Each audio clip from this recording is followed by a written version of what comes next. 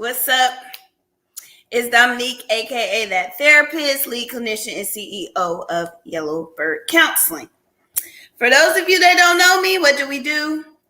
Well, not only are we a counseling practice that provides therapy, couples, individual, family therapy, but we also aid in the effort to break the stigma by discussing topics every Thursday that the general public can relate to.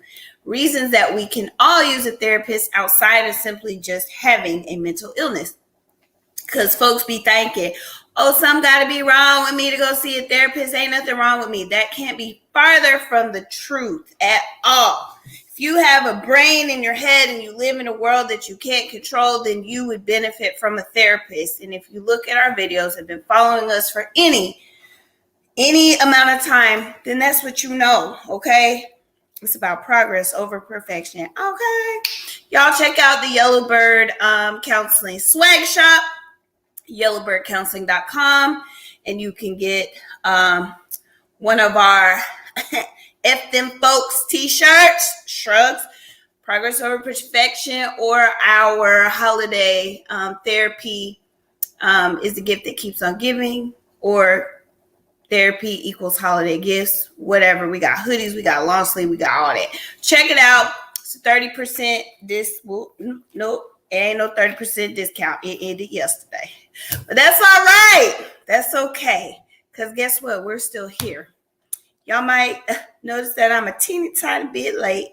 But as a therapist, job can be unpredictable sometimes. But I'm here now, and that's what matters. So tonight, I want to talk about trauma bonding. Y'all know last week I talked about love bombing because my clients will be coming in, hearing these terms that y'all be putting on social media for them. It freaks them out because people are putting them up there, using it wrong. Hey, Tracy Yvonne, how are you? Y'all be using them wrong, be freaking yourself out, freaking my clients out. I can't have it. So I got to explain to y'all what these terms really mean that y'all are using. So trauma bonding has been misused frequently, again, to the point where it's causing people anxiety. Trauma bonding, people think is if this is what people are using it like. If you've been traumatized and I've been traumatized and we become friends and bond over our trauma, people are calling that trauma bonding. That ain't it. That's not what it is. That's two people that have been traumatized that understand what each other's going through and can relate and can connect on that level. Can it be unhealthy? Sure it can. If both people have not been working on the damage that their trauma has caused them, then yes, you could be behaving out of traumatized behaviors, but that is not what trauma bonding, that term was not meant to say that. So I'm about to educate y'all on what trauma bonding really is. So if you could please share this live, because again, people are using it wrong. I want everybody to understand what's the right way to use it. So if you could, please share this live on your groups and on your pages. And if you're alive and well and having a great day, or even if you're just watching and listening to me, if you could give me some hearts and smiley faces and all those, because it's so cute. Heart, smiley faces, thumbs up, all that. Heart, smiley faces, thumbs up, and share me. And if you are on the Yellow Bird newsletter, then if you know, you know. That's all I got to say about that. If you're on the newsletter, you know. So that's that. But let's get to it. So, what is trauma bonding? What is it exactly if it's not two traumatized people that come together and form a friendship? Okay, that's not what it is. So a trauma bond is a psychological approach to abuse where the abused person, listen carefully, a trauma bond is when the abused person forms an unhealthy bond. I'm about to tell you who the unhealthy bond is with. It is not another abused person. It could be, but in this context, that's not what it is. A trauma bond is when a abused person forms an unhealthy bond with a person who abused them. So a trauma bond is when an abused person forms a bond with their abuser, okay? An unhealthy bond with the abuser, not another abused person. I'm going to say it one more time because people will still use it wrong. A trauma bond is where the abused person, the victim, okay, the captive, all right, form an unhealthy bond with the abuser, the offender, or the captor, if you will. Okay, so that's what a trauma bond truly is. We're going to discuss different types of trauma bonds.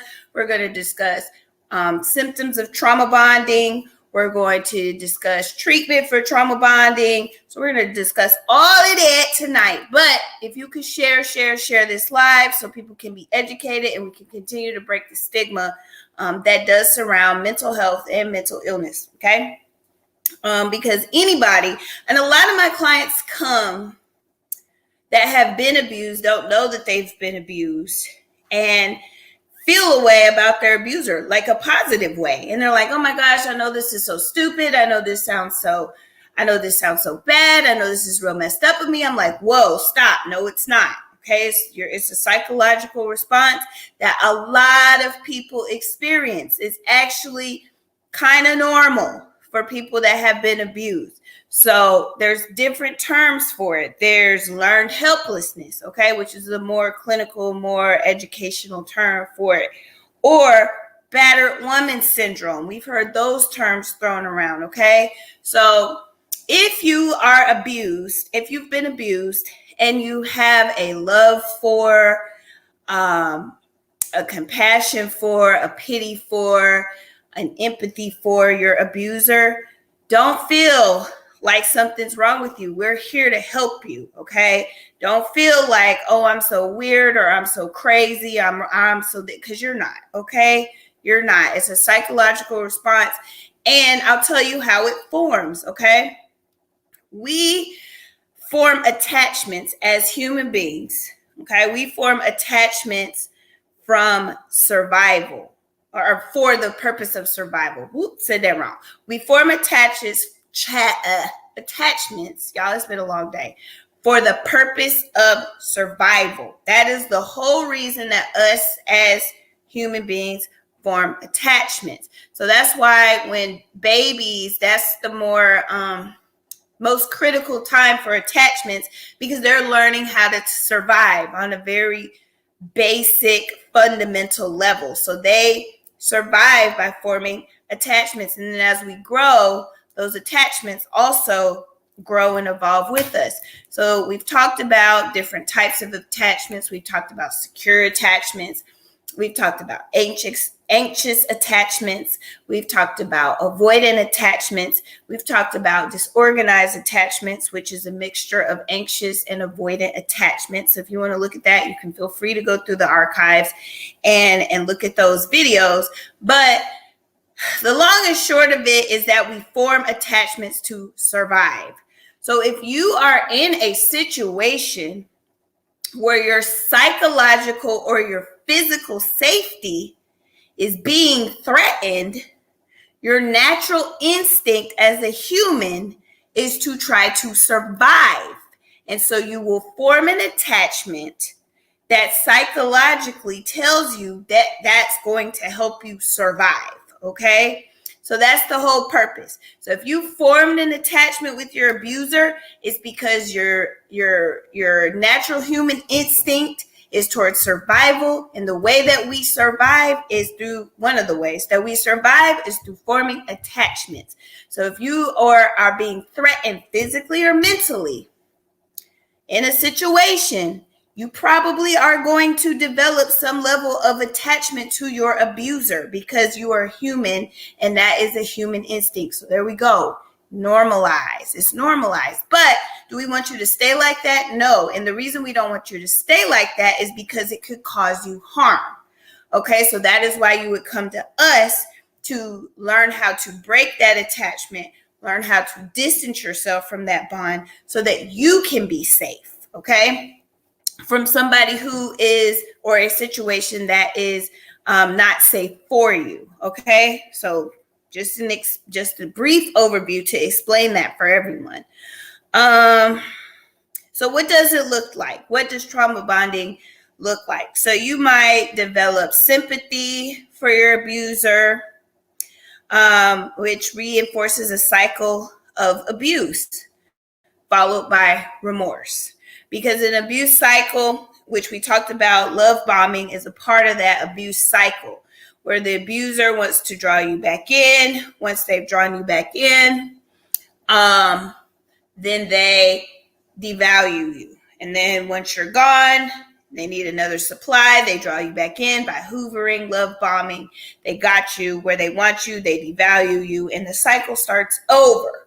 Okay? So with trauma bonding, this is a cycle, part of the cycle for the victim, just developing that remorse or sympathy towards their abuser, which again reinforces the cycle for the abuser, for the victim. So a good example of trauma bonding is a term that we have probably all heard thrown around to some extent, known as Stockholm Syndrome, okay? And you can read about the history behind Stockholm Syndrome, and I was thinking, maybe should I make this more Stockholm Syndrome based? But no, I wanted to give an overview of different types of trauma bonds, so that's why I didn't really focus solely on Stockholm Syndrome, but that is a type of trauma bond. So with Stockholm Syndrome, that's more of a captive, like if you're held captive, and you develop a bond, an unhealthy bond with your captor. Yep, captor. It just feels funny to say it, but it is captor. But you develop an unhealthy bond with your captor. You develop remorse for them, sympathy for them. You may even take on their ideals and their world perspectives. You may want to team up with your captor to fight and victimize maybe other people. Again, this is all for the purpose of survival. You're not doing it as the victim. You're not doing it because you are like your captor. You're doing it to survive with your captor. Okay? So that's why a lot of times you'll even see it in movies when people are held captive for long enough, any period of time, depending on how traumatizing it is for the individual, you might see where they actually refuse to help the police out with any details surrounding the captor when they finally are able to be freed, like those girls that were trapped in that basement. Some of the girls left, but some of the girls didn't want to leave, because they didn't know how to survive outside their captor, even though their captor wasn't really giving them anything to survive per se, but that's all they knew. Okay, and so they had an alliance. You form an alliance with your abuser, again, for the purpose of survival. All right, so again, so Stockholm Syndrome is a positive association to captor or abuser.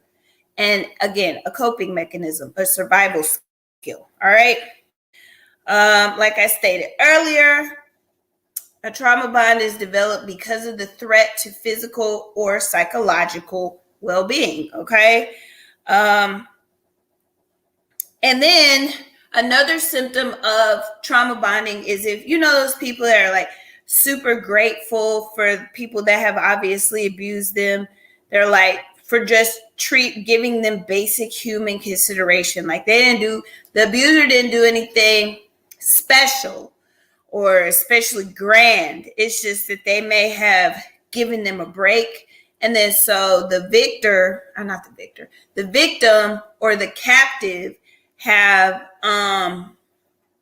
are like super, they have a lot of bread, like, oh, they didn't have to give me a slice of bread to eat. I'm so grateful. Or, oh, they let me see the light of day. Or, oh, they didn't beat me today. So, oh, I'm so grateful. Or, oh, they let me, use the toilet instead of having to use the bathroom in a bucket, or, just different things like that. That's a symptom of Stockholm syndrome. So if you hear somebody talking like that, and of course, it may not be to the extreme of somebody being locked in a basement, because they probably wouldn't be able to talk to you, but even people that are in domestic violence situations, understand that is their psychological response. So to tell them, what, you're so crazy, so-and-so ain't doing blah, blah, blah. No, it's not the right way to go about it.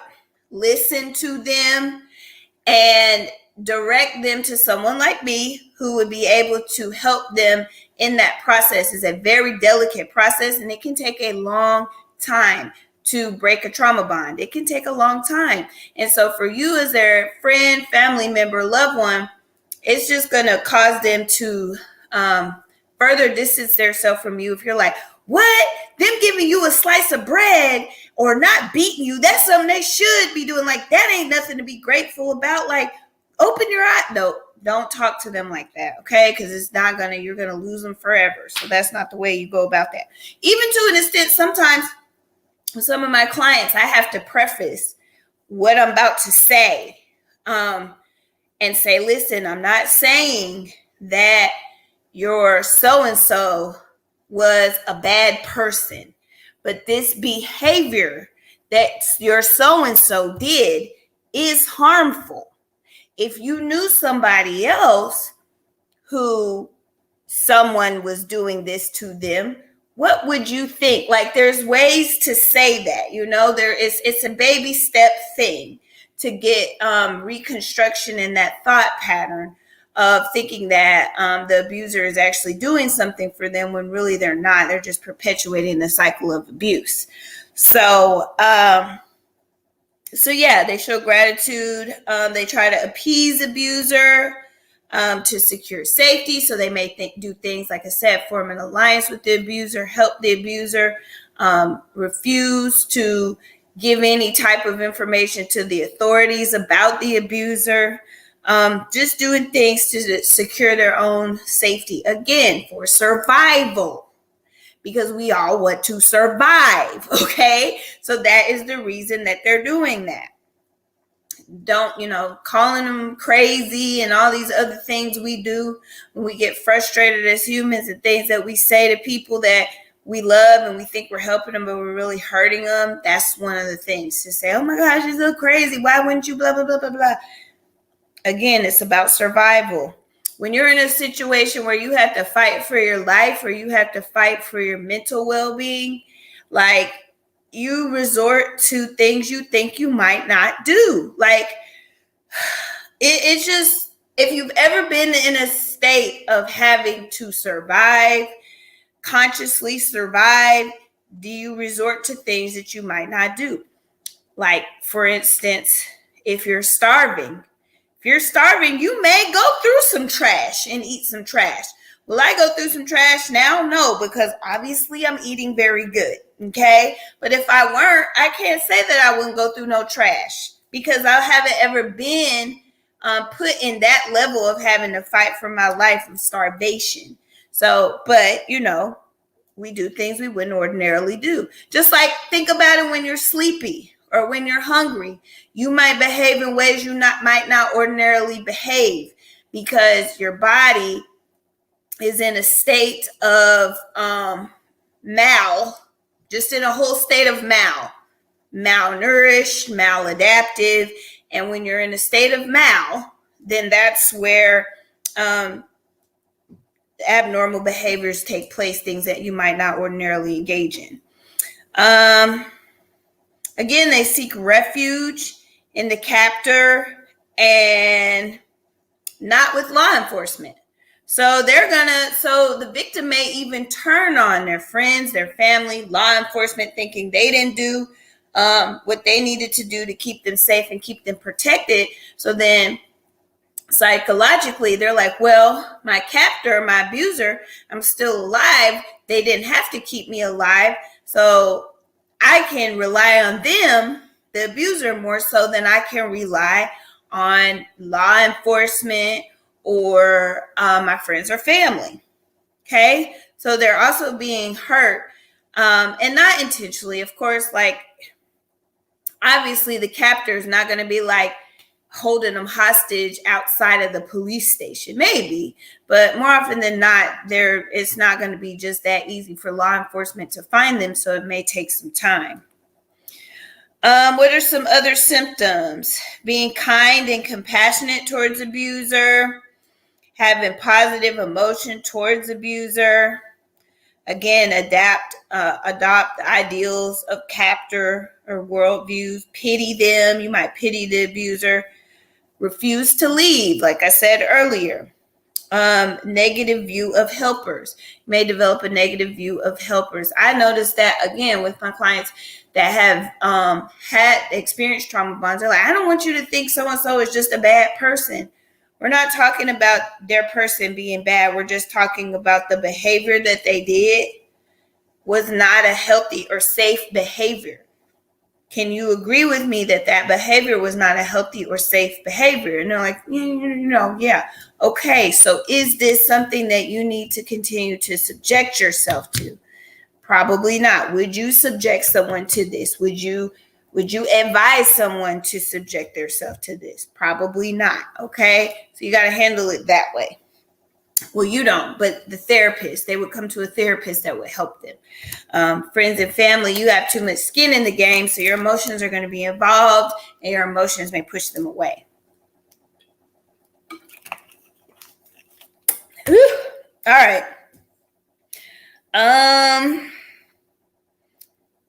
All right, so what are some different types of trauma bond?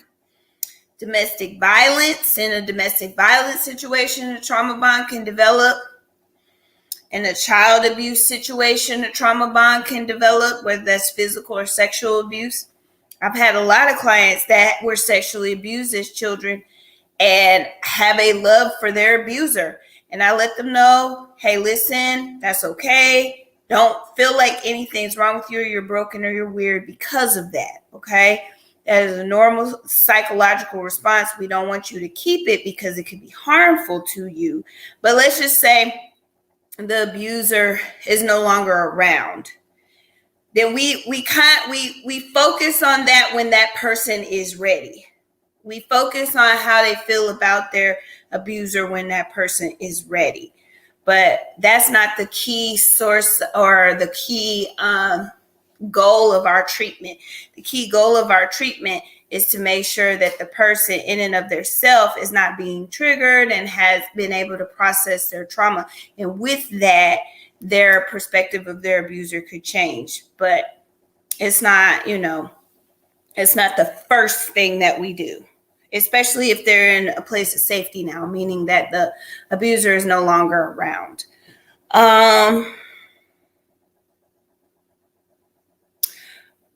All right, let's see. Incest, I said that. Exploitation.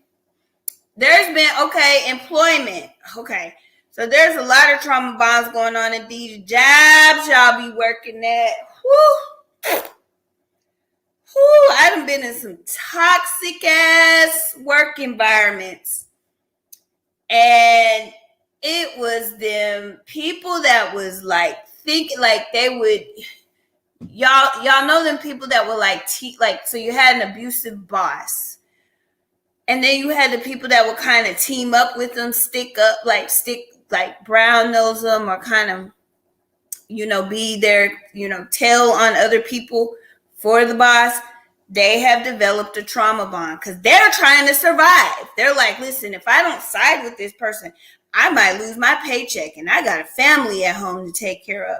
So you got those people that are like, if you can't beat them, join them. So that's really what it is. So you have some people that are like, I'd rather just join them. I'm going to jump on their boat. They may be wrong, and I know that their treatment of the employees might be wrong, but I'm going to team up with them because I don't want to get fired. So there is that. Being kidnapped, human trafficking. There's a lot of potential, a huge, large potential for trauma bonding and human trafficking. And in y'all's religious situations and cults and religious extremism or cults. And so there's a lot of that.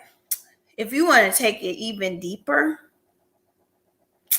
I believe, now I just kind of threw different conversations on the House of Clubs. And this might be a different live, but I got to say it. There are some Black people that have a trauma bond to whiteness. And I'm just going to leave that there. But there are some Black people that have a trauma bond to whiteness. You know, those Black people that are like, oh, they just want to be white so bad, or they just want to be married to a white person so bad, and they'll put up with more things from the white person than they ever would from a Black person. Trauma bond. And I'm going to leave that there because I'm going to have to do a different live on that. So yeah.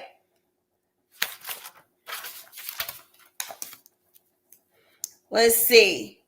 All right. So what are some ways that you can break the trauma bond? Definitely in therapy. Don't feel like this is something that you have to do alone. Okay. Because more often than not, that's going to be very, very hard for you to do by yourself. If it was just as easy as the points I'm about to name, then it wouldn't exist. So it's not just that easy. But it's important for the therapist in your therapeutic journey, when you are learning how to break a trauma bond, it's important for the therapist to keep you in the present, the here and now, doing exercises that will keep you in the reality of the present. Okay. I talk to my clients a lot about reality versus fantasy. We get caught up in the fantasy. The fantasy is easier to live. It's more ideal. It's more enticing than what the reality would be. But it's our natural human instinct to want to check out, dissociate from the reality and go into our dream world. But our dream world is not going to help us in the reality in a healthy way, because that reality is still going to exist when it presents. When we're around it, we're in that environment, we're going to experience the reality. We're not going to experience the ideal or the fantasy. Okay. Focus on the facts. That is a big thing with cognitive behavioral therapy. Redirecting to the facts, redirecting to the facts, redirecting to the facts of what the situation really is. Because your brain, neuroplasticity is a thing.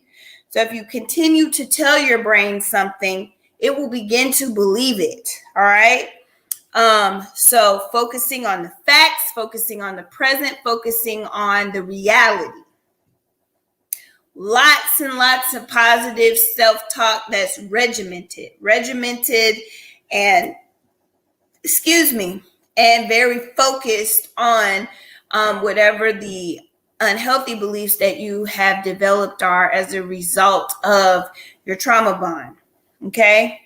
Of course, lots of regimented self-care, intentional and regimented self-care, and of course, support groups.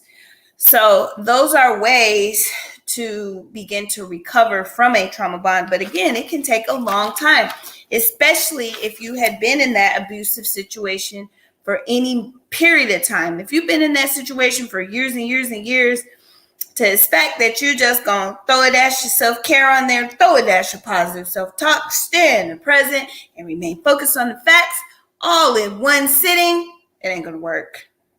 It ain't going to work. I'm not even going to lie to y'all like that. I'm not even going to make y'all believe a lie like that. Because that's not what I'm here to do. I'm here to tell you the truth so you can really get help that'll really help you out. So there you have it. Now, as far as Stockholm syndrome is concerned, some experts toy with the idea of if it's a real thing or not. But it definitely is. It definitely is. I've seen it for myself. Trauma bond, not Stockholm syndrome in particular, thank God. But if I were to, you know what I'm saying? I've seen it on varying levels. Stockholm syndrome is a very intense level of trauma bonding. but the other ones are very intense as well. And I've seen them for myself. I'm currently and have past work with clients dealing with very strong trauma bonds.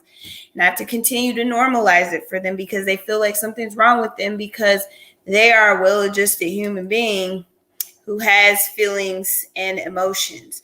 And I'm like, no, that's what you had to feel like. That's what you had to resort to in order to survive. But because you're not in that situation anymore, then here are some other ways that we can handle that. Here's how we can break free from that learned behavior, that learned helplessness. So what questions do y'all got for me? Yes, positive self-talk is so important. Absolutely. What questions do y'all have? Again, please share. Share this live. Share this live too on your personal page and in your group so that people can get the real deal, Holyfield, about what trauma bonding really is. Again, trauma bonding is not you've been traumatized, I've been traumatized, we're friends, we have a bond. That's not what it is. Okay? Trauma bonding is you've been abused and X has been, I'll just say X person has been an abuser and you form a bond with them. They abused you, you form a bond with them. That's unhealthy. You start seeing them in a positive light. Okay, that is a trauma bond. So use the word correctly, guys, so you don't freak yourself or others out. Okay. Can you trauma bond with no abuse present?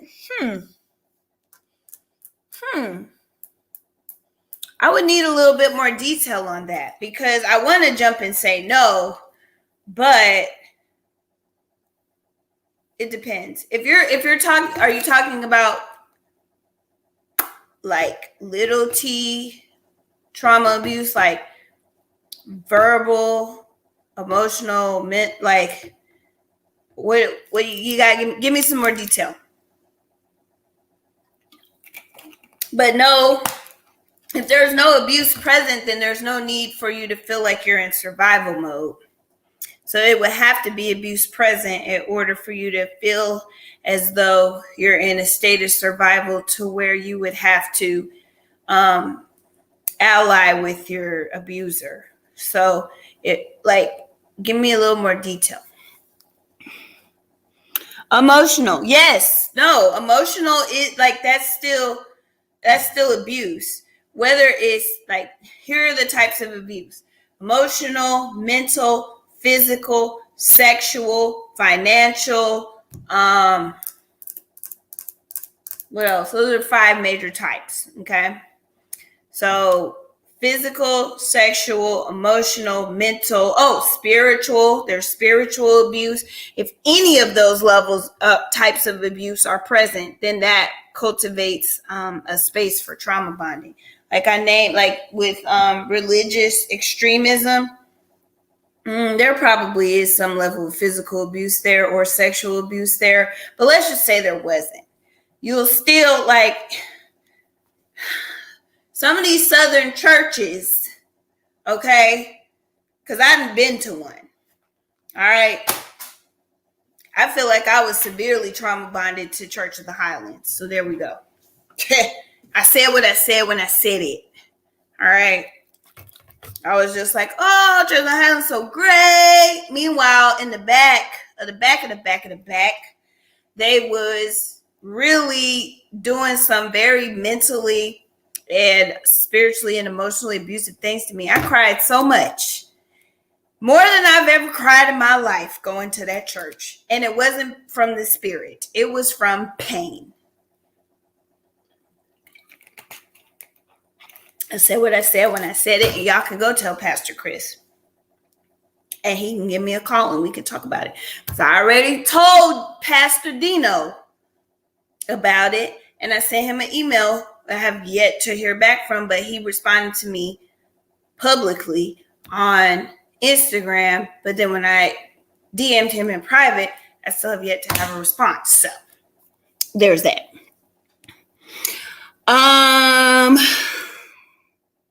Yes, like your shirt says progress over perfection. Yep.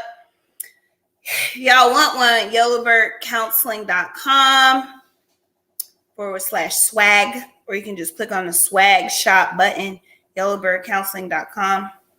We have a new shirt coming out in January I'm super excited about, but the shirt that we did, I think it was Fuck Them Folks Shrugs, came out last month. So look at that one. It's super cute. I got a picture of me if you want to look. I got a picture of me in it. It was super cute. I had these green corduroy pants on and this black duster, and it's white, and the shirts and the wording is black, and it's super cute. And then I had my little lip print shoes on. It was cute. I thought it was cute. On Sunday. Let's see. It makes sense. I used to wonder why the congregation would be so protective of the pastor and they can do no wrong. Yup. Hey, girl. Hey, yep, exactly. Like, oh, Pastor so-and-so. But when that whole thing with Pastor Chris happened last year, let me tell you, it was like trauma bonding at its finest. People was so like, you don't know nothing about Pastor Chris. And blah, blah, blah, blah. I'm like, he literally, and these were black people. If y'all know what the whole fiasco was around Pastor Chris, then you know why I'm highlighting, and these were black people. I'm not going to rehash the situation, but basically it was a racial thing. And so, but then you had black people sticking up for him when he was aligning with somebody that was against them. But see, again, survival. And Church of the Highlands has a strong hierarchical, what's the word for it? It's a culture of hierarchy. And so feeling like you need them to survive, you can get that sense there. Even if it's social survival, even if it's like, if I do this, then I won't be alone.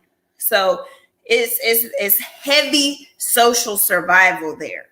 And the hierarchy makes you feel as though you need to fight to be, climbing the ranks of that hierarchy. Let's see. I never trusted the Church of the Highlands, the block, or the basement. Yep. And y'all know about the Matt Pitt with the basement. Y'all know about him and his shenanigans. Okay. So yeah. Churches are really good at that. Like, church trauma is a thing. I did a live on that. When did I do a live on it? It was either last year or the year before. So again, y'all can search the archives for the church trauma because it's a thing. Okay. Yeah, he did the block also. Yeah. So, wow, it's sad that the pastor/hierarchy takes advantage of the vulnerable. And they did. Whew! So let me tell y'all. Of course, y'all know I'm in the LGBTQ community. Woo woo! Rainbow to the die. No, okay. So someone, a little whistleblower of sorts, is like, hey, do y'all know that Dominique is engaged to a girl? And then somehow in this church of thousands of people, it gets to the head pastors. If you want to be in contact with somebody, you can. All right. Or if you're the right person, you can. There's a lot of nepotism that goes on in that church too. And because I was a minority, because I am black, of course, he was like shooting up to the top. Oh my gosh, you're not going to be leading our small groups. Like they made me go through so much rigorous, like it was harmful. They made me jump through so many hoops when by the time that I was leading small groups, I thought I was straight. You know what I'm saying? Like it got like it was a lot of psychological mind fuck going on there. I don't know if I could say that word. Sorry, Facebook. Sorry, Facebook. Sorry, don't be bad. A lot of like it will mess up your psychological, especially if you, and the thing with church, people come there broken looking for hope. So at that point in my life, I was looking for hope. And so church sells hope. That's what they sell to people. Like, if you come here, you will have hope. You will have peace. You will have freedom. You will have all these great things that feel way better than what you feel right now. And these are the steps you got to take to get it. And here's who you have to be to keep it. And so it was a lot. I could go on for days. Wow, it's sad. Oh, okay. I already read that. Yep. But it happens. It's not okay. It's not okay. Wow. This, okay. Did I read that one? Yeah. Wow. This makes a lot of sense. Pastors have affairs and babies. Members still defend them. Thanks for sharing. Yep. Oh, if you're the pastor, you could do no wrong. Oh no, you not. If he did blah blah blah. And okay, so another example of a trauma mind of sorts, because it was psychological abuse. The whole Derrick Jackson thing, and I'm digging up stuff from last year. Okay, I did a live on that too. All right, taking advantage of the vulnerable. It ain't okay. Not okay.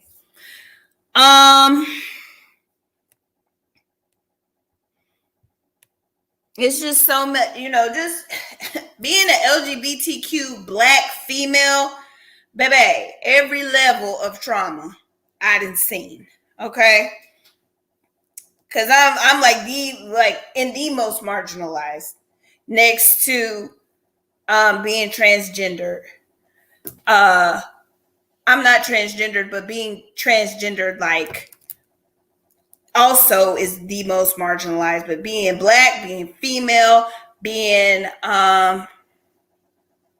LGBTQ, and then disabled, and the disabled population as well.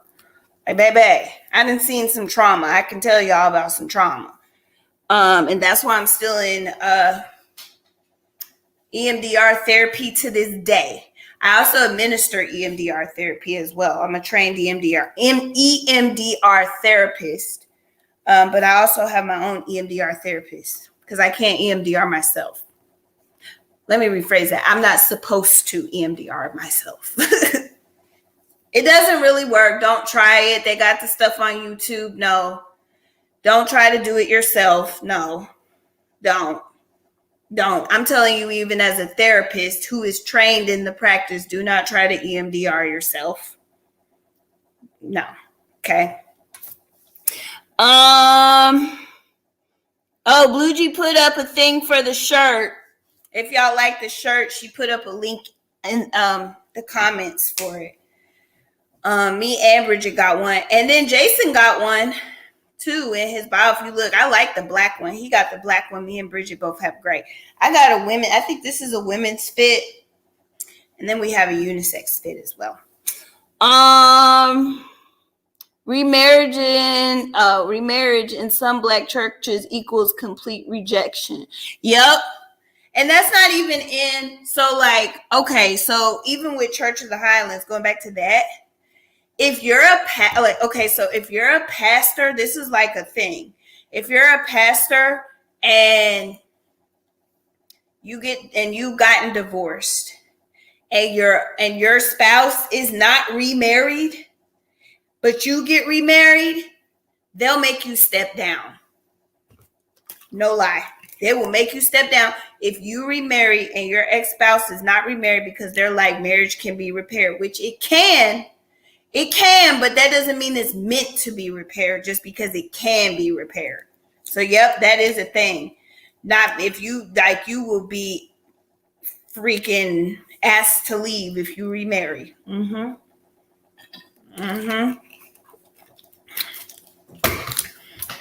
Y'all Christians be doing some damage out here. You better know what you're really practicing and know the harm you're actually causing in your practice. People is damaged from church out here.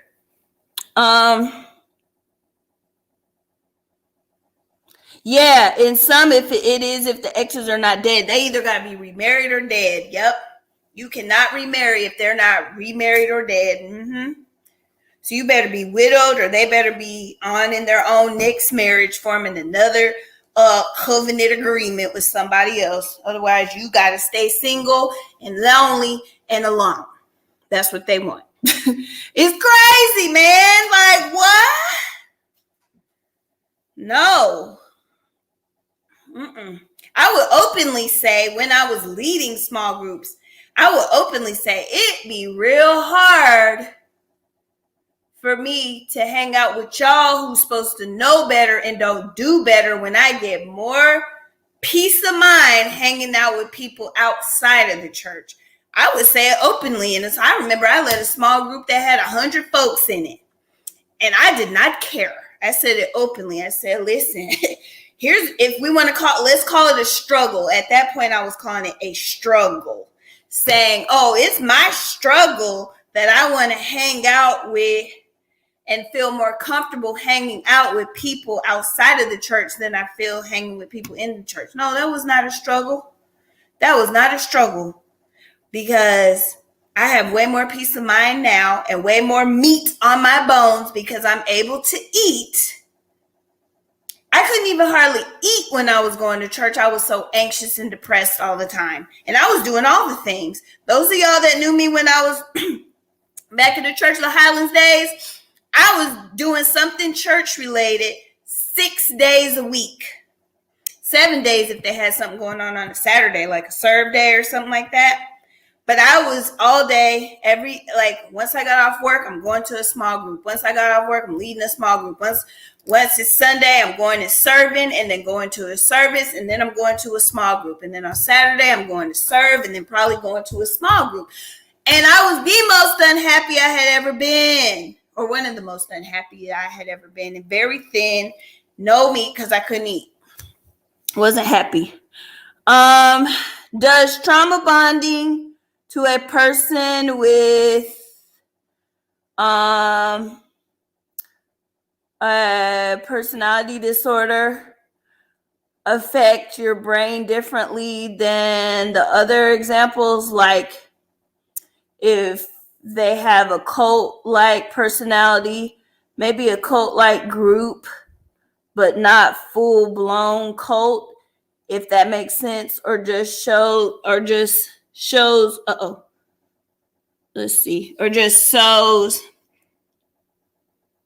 those traits heavily towards one person. So in all types of trauma bonding, the specifics of it, of course, would be different, just based on the type of abuse that's taking place, and based on the level of survival that the victim is forced to have to activate, I guess. But definitely with like a psychopath or a narcissist, yes, trauma bonding is common. In fact, that's the level of abuse that my clients that have trauma bonds is from people with personality disorders. And so, yeah. So of course it can look different. And based on the severity of the abuse, well, all abuse is severe. Okay, all abuse is severe. Let's start there. But based on the extremity, I guess, of the abuse, it depends on would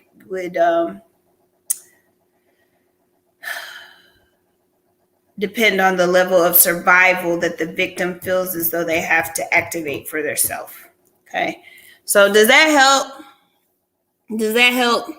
It has been a long day, y'all. Let me tell y'all what I did so y'all can understand why my brain's all over the place. So I went and picked out a venue for the Black Wellness Expo. I'm super excited about. Got a venue picked out. Then, of course, we're hiring 2 new therapists. We're hiring number 7 and we're hiring number 7 and 8. You will be meeting them probably in February. Of course, I had to make sure my folks get paid because I don't play about nobody's money because I don't want nobody playing with my money. So I had to make sure they got paid. Then I had to still see clients. Then I had to, get prepared for y'all. So my brain be jelly after a little bit. It be jelly. Cool, I'm glad. But yeah, I'm so excited. Yellowbird is expanding. I'm excited about the event we're going to be able to provide to really promote wellness and Black business. Everybody we're using for this event are Black-owned businesses. Black-owned venue, Black-owned catering, Black-owned all them things. So not only are we promoting Black wellness, we're promoting Black business. I'm excited. It's going to be a whole movie. All right. Exciting. Are you taking time off soon for yourself? Yep, I am. Week of Christmas. Yep. I don't play about my self-care. I am. I took time off in November too. I try to take a few days every month off. So thank you for asking. Yes, ma'am. When trying to pull out of a trauma bond, do you usually have to prescribe meds for depression and anxiety? It just depends.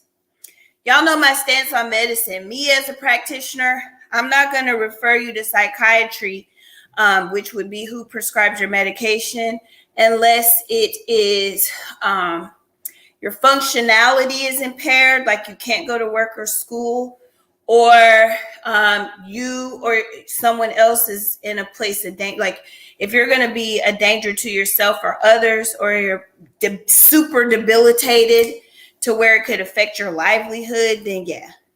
But other than that, I've had several clients with severe depression that just therapy alone, just cognitive behavioral therapy alone, and lifestyle changes, we've been able to get through it.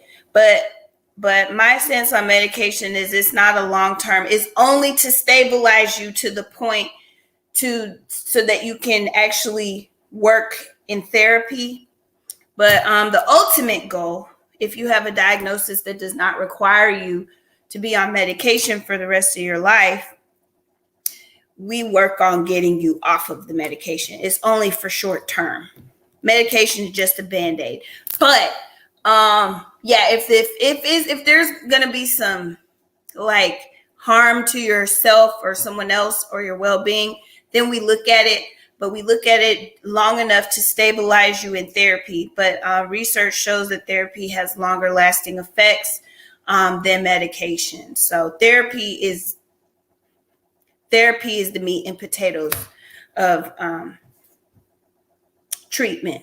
But of course, you have to couple them, medication and therapy, if the circumstances to that extreme. So,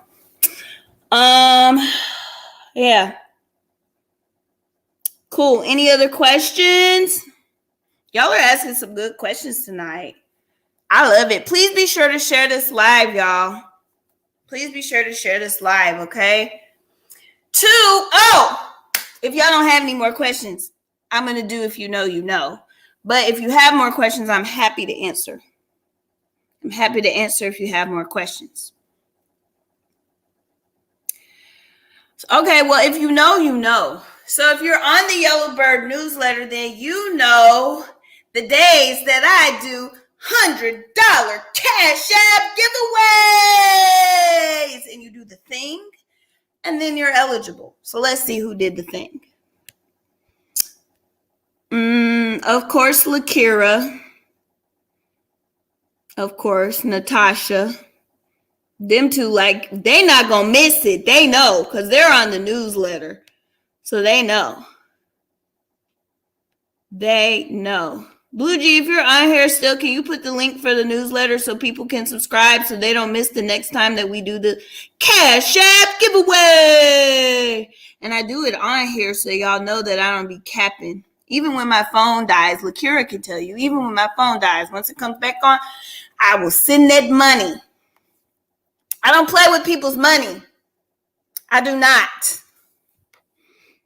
Because I don't want nobody playing with my money, and I really believe in karma. So I don't want to sow no bad seeds. But let me make sure. It looks like Lakira and Natasha.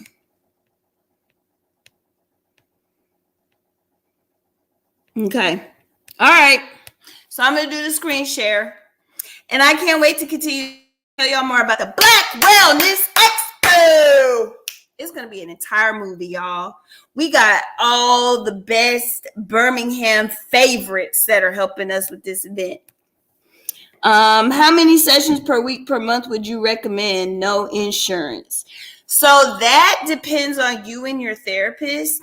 Feel free definitely to reach out to me. If you go to yellowbirdcounseling.com and click on the contact us, you can send me an email, but that just depends on the therapist. All of my, you and the therapist, what's going to work for you. So I can't just give you only need to go to this many sessions without knowing what's going on with you. Because all of our treatment for all of our clients, even if they go through similar things, even if they have the same diagnosis, is still individualized.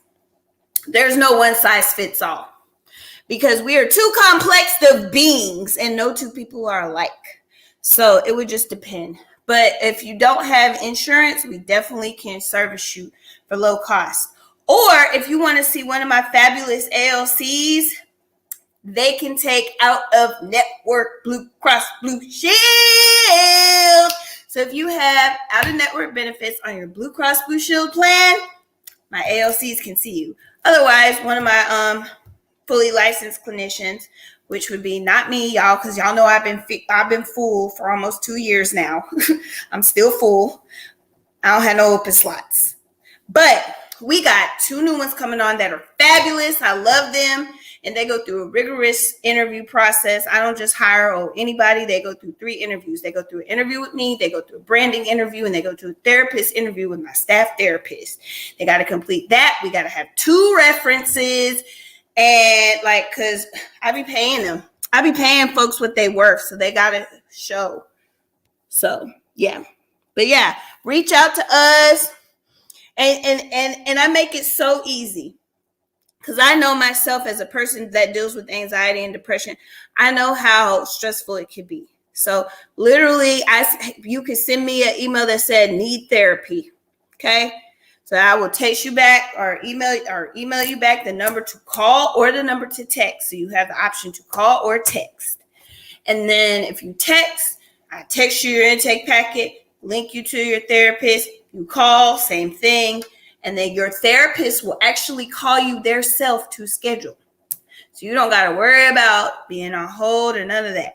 The therapist will reach out to you. They'll figure out with you what works for your schedule, put you in it, and you will see them. We offer virtual and in person. We service people all over the state of Alabama, soon to come Georgia, and soon to come Mississippi.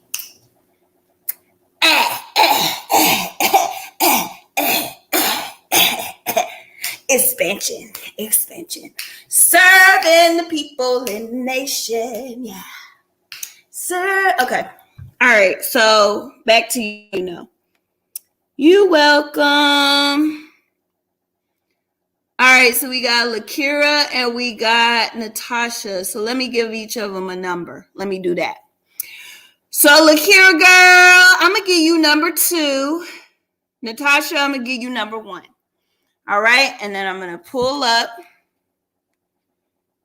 Mr. Carter, don't start your stuff. We are almost finished. Do not start your stuff. Y'all please share this live as well so people can get educated. Let's see. Let me share my screen. Because y'all know I like to show y'all that it ain't set up or nothing, especially with how much Lakira be winning. Y'all need to know that it is not rigged.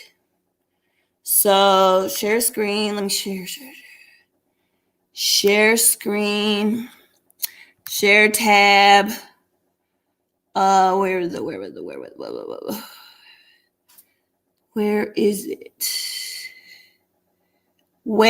is it? Where's the number generator? Oh, it's under new tab. Is it under here? Share new tab. Okay, yep. Google, I do it from the beginning. Google number generator. Number picker. Let's do number picker. Let's just even pick a new thing that we haven't used before. Obviously, we haven't used. Wait. Okay. All right. So this is a new one. All right. So the minimum is 1. Is it going to generate? Yeah. The maximum is 2. Now let's click generate. 2! Oh my God, LaKara still got it. And I used a whole different platform. I promise y'all it's not rigged. It's just because if y'all don't get on the newsletter, then the less people that enter, the more likely she is to win. Girl, and the holidays coming up. You can get you a New Year's outfit for the New Year's party. All right, cool. Congratulations, girl. Everybody give her congratulations and hearts and all that. Congratulations.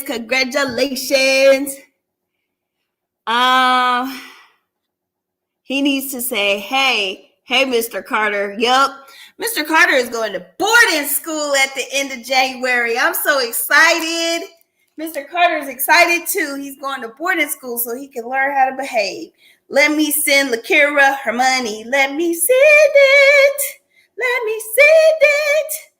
All right. Pay. Okay. Let me send it. All right. Congratulations from Yellowbird Counseling. Again. Cool. And it's a movie. All right. There. So y'all know it actually happened. There we go. Yay. Congratulations, girl. Oh, man. My live on Facebook went off. Dang. Or not Facebook. On Instagram. Man. I'm not even going to try to start it again. That just hurt my heart. You welcome, girl. Okay, so again, if you know on the newsletter who we're gonna be talking with Miss Jennifer Nelson. She is therapist number 6 on the Yellowbird Ambassador team. No. She's number 5. Jason's number 6, who y'all saw at the beginning of the month, who we talked about celebrity grief with. Well, we're going to be talking about holiday depression. We talked about holiday anxiety last month. We're going to talk about holiday depression next week. And then January, I'm so excited for the series we're going to be doing. I'm not going to tell you. You got to be on the newsletter. If you know, you know. You'll also know when I do the Cash App giveaways. So get on the newsletter. Follow us on IG. And if you will like our page on here, that would be great. But I love y'all so much. And she got it. She said, got it. Thank you. I will see y'all next week.